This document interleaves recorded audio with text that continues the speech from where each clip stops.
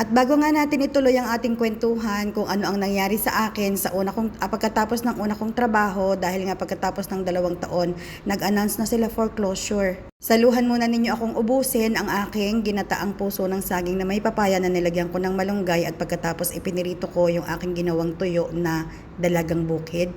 Gumawa na rin ako ng sawsawang suka at bawang. So yun nga mga kaulam ang nangyari pagkatapos ng 2 taon kong pagtatrabaho sa palaruan ng mga bata at pagtatrabaho ng kaliwat kanan sa aking mga part-time jobs. Nag-announce na ang aking company ng foreclosure na daw. Tamang-tama naman na nag-announce sila ay kakakasadlaang namin ng asawa ko noon. So wala na akong problema noon sa aking visa dahil inilipat na rin ng aking asawa ang aking visa from employment visa to husband visa. At pagkatapos nga magsarado ng kumpanya, syempre ang aking nasa isip noon ay maghanap na ng ibang trabaho. At habang wala pa akong nakikitang permanenteng trabaho noon, kaliwat kanan pa rin ang aking mga part-time jobs. Nag-tutor pa rin ako at kung ano-ano. At natanggap nga ako sa isang napakagandang trabaho na pagbibenta o pagpupromote ng mga branded na pabango.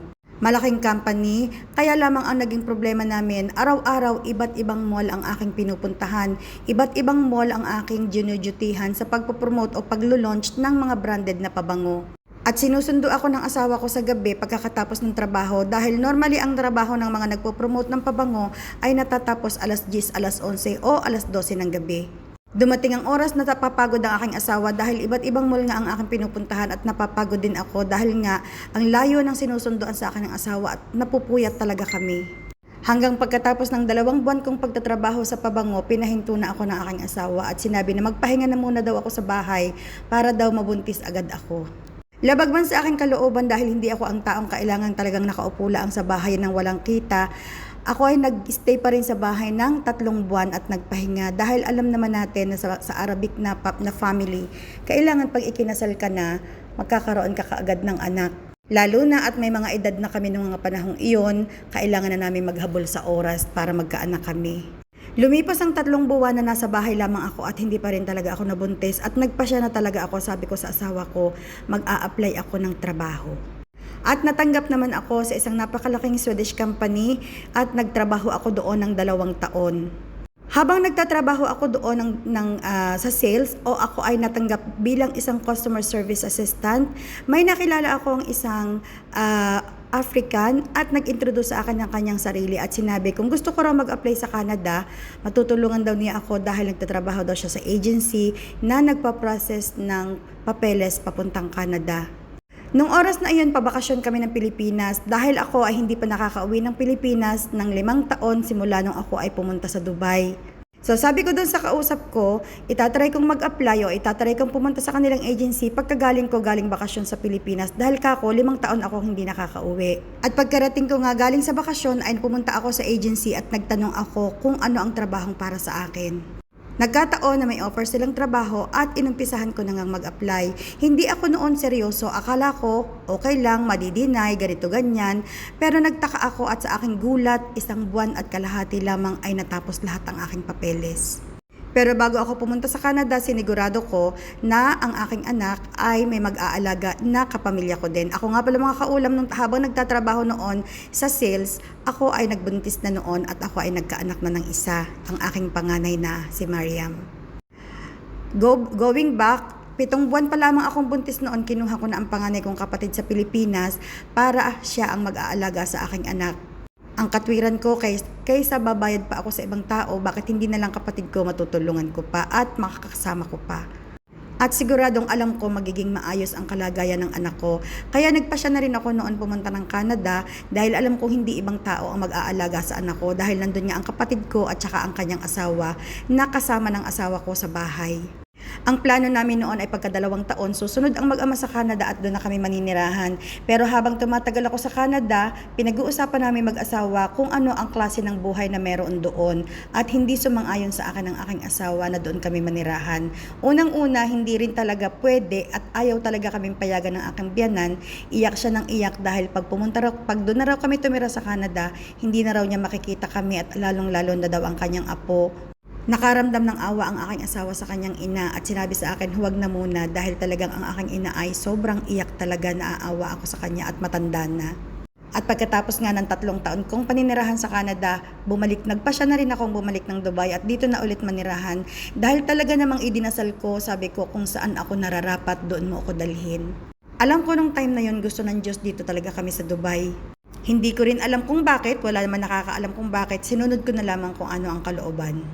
At pagbalik ko dito sa Dubai ng 2010, syempre ang unang-una kong gagawin ay mag-a-apply ng trabaho. Ako talaga ang taong hindi pwedeng walang trabaho, hindi pwedeng walang income sa loob ng isang buwan.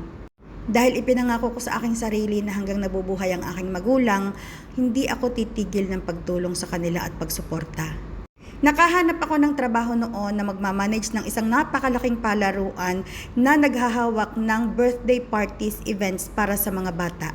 Tumatanggap din noon kami ng lahat ng field trips ng mga school.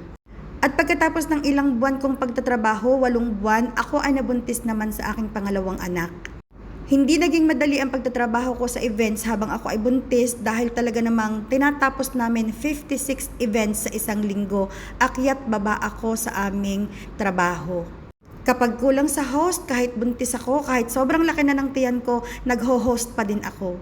At ang nakakatuwang part, nasa labor room na ako noong ako'y manganganak, tinatawagan pa ako ng boss ko at itinatanong kung ano daw ang package na kinuha ng mga clients namin. Pagkatapos ng 2 taon kong pagtatrabaho sa events, nagpasya na akong mag-resign dahil nga may maliit akong anak at saka ang oras ko talaga hindi kaya dahil may mga panahon na hanggang hating gabi rin akong nagtatrabaho. Doon ko napagpasyahan na gamitin na lamang ang tinapos kong kurso. Sabi ko magtuturo na lamang ako o magtatrabaho na lamang ako sa school kahit assistant teacher, at least half day dito kapag nagtatrabaho ko sa school para may oras ako sa aking mga anak at saka sa aking asawa.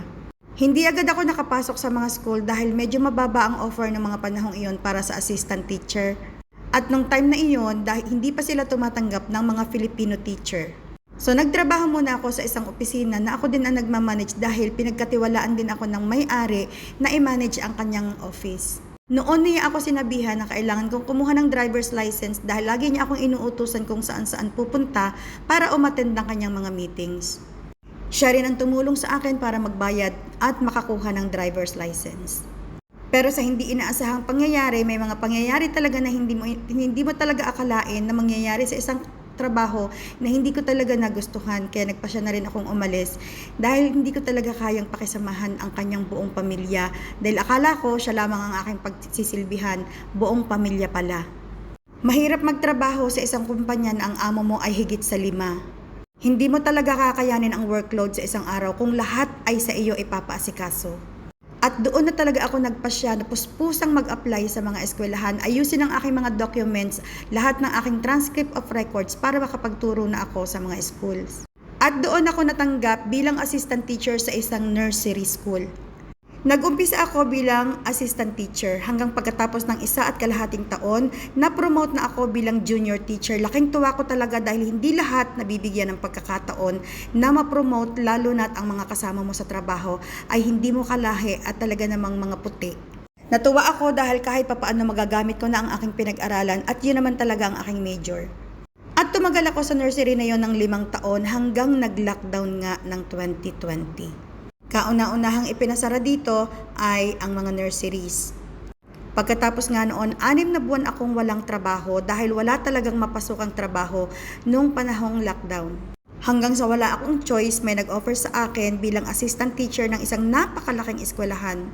Tinanggap ko na rin dahil hindi naman talaga pwedeng wala tayong income sa dami ng ating mga bayarin buwan-buwan. Pero 1 taon lamang ako nagtrabaho sa malaking eskwelahan na yun dahil napakalayo talaga sa aming bahay. Ang pamasahe ko sa araw-araw ay 60 dirhams.